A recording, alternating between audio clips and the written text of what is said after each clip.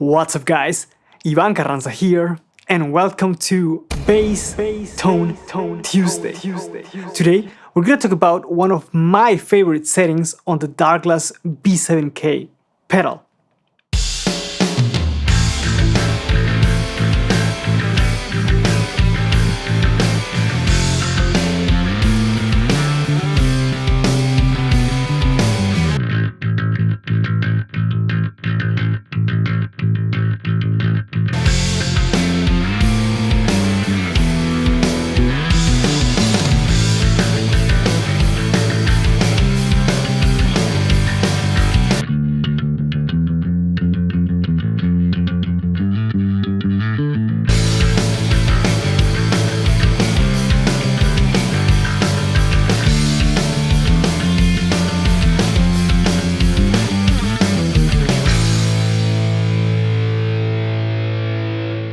Now, before we continue, let me tell you that, I'm a big Iron Maiden fan. Steve Harris is the reason why I started playing bass. So these settings have a special place in my heart because getting that sound, Steve Harris kind of tone, is something that I really enjoy. And also, the idea or concept for these settings came from my good friend Eric Arco from Sweden. You probably know him as well from YouTube. So I'm gonna put a card up here and a link in the description below for you to check out the video that I used to get inspired for these settings. And I think he released this video about 6 years ago or something like that. But I definitely recommend you to check that out as well. Now for the recording, I used my G&L LV100 P-Bass plugged into my Neural DI and then to my interface, and I did not use an actual B7k or B7 Ultra pedal. I used to own one, but I sold it, and I actually regret selling it because I really like it. But I used the Neural DSP plugin of the Darkglass Ultra pedal, which is, looks exactly the same, responds exactly the same way as the actual pedal. So let me show you what I did to my signal on my screen, and then also we're gonna check the track and how the settings affect the bass sound. Okay guys, so this is the plugin. When you open it up, these are the default settings, and let me tell you, right now it's gonna be too loud if I play. Right? Now, let's put everything at 12 o'clock, because that's what you probably would do if you have the pedal. Now we have everything at 12 o'clock, and I'm gonna bump the master a little bit because it's quieter in volume than the other one.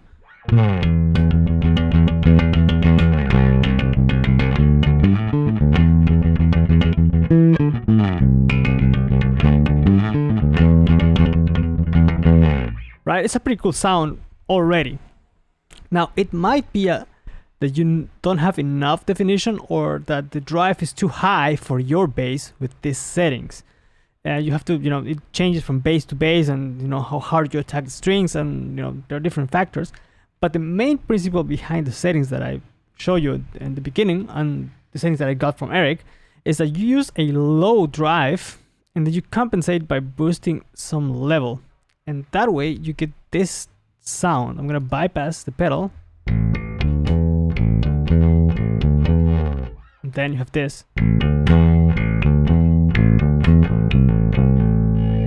Right, so you get a bit more sparkle up top.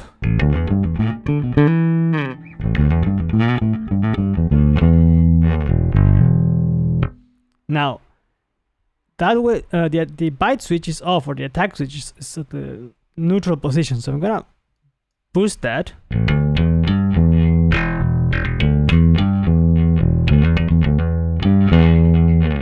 That way you have a bit more attack, right?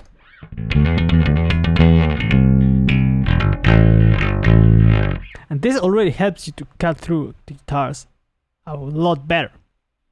And the cabinets are disengaged right now, so I'm gonna turn one on, because if you have the Ultra version of the pedal, you can also use a cap sim.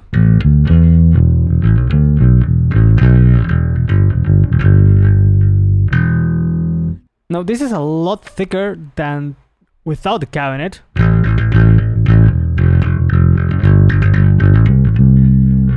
right? You have a lot more low end punch, a lot more low mids. So you might have to compensate, you know, by EQing something out or by boosting some other frequencies. But let's check out the things that I had for the intro, and then we're gonna check out the track again and see, you know, how the guitar sound and then how the bass sounds with them and the drums and whatnot. So these are the settings that I had, and as you can see, the drive is not really high, the level is a bit higher, and the blend is like, I don't know, you know, 2 o'clock, 1 o'clock.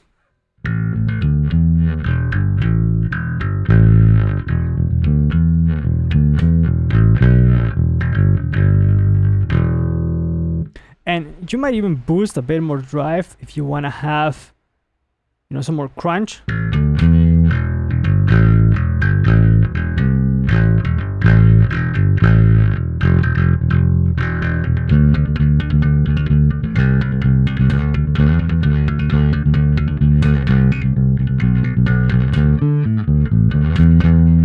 And you get that bitey, aggressive sound. Now, like I mentioned, you have to pay attention to the output of your bass, you know, how much output you have on the instrument, because that is gonna also dictate how much drive you're gonna have. The cool thing about this plugin is that you can control the input. So if you have a really hot bass, you can pull back on the input, and then you can boost some more.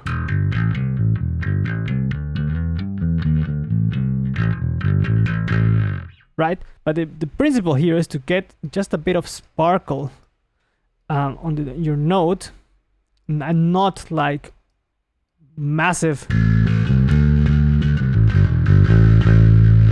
you know, that is too distorted. You want to have just a bit of bite and chime, you know, like a bell chime on top, like that. So let's check out the track that I had. Now let's listen to the track with the clean bass, so without anything.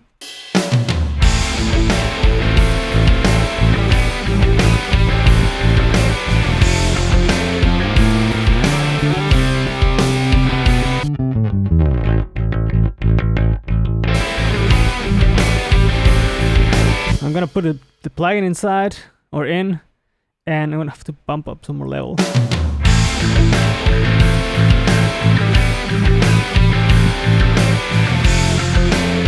A lot more biting, right?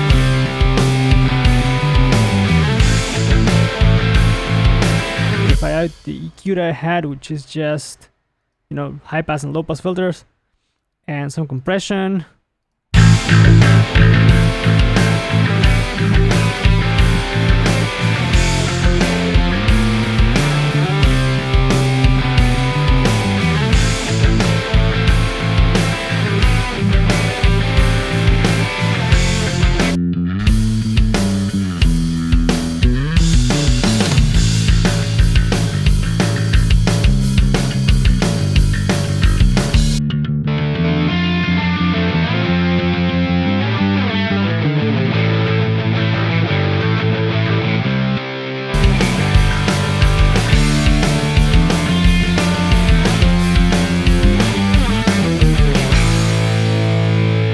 And these are the settings that I showed you earlier, right? It's not a lot of drive, just a little bit of EQ here on low mids to pull back some of that, you know, punch that the cabinet gives you.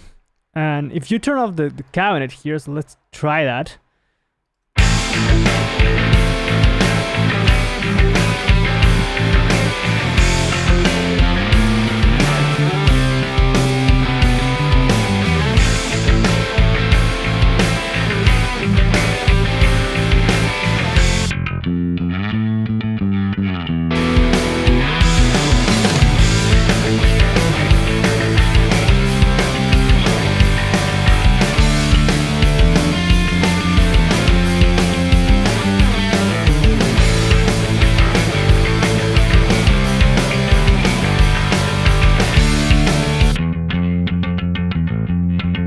Right, so it's a pretty cool sound. I really like those settings, and you know what the B7k can do in that department, because it's not only like a pedal that's really good for like overly distorted tones, but it can bring some chime to your sound and some clarity there.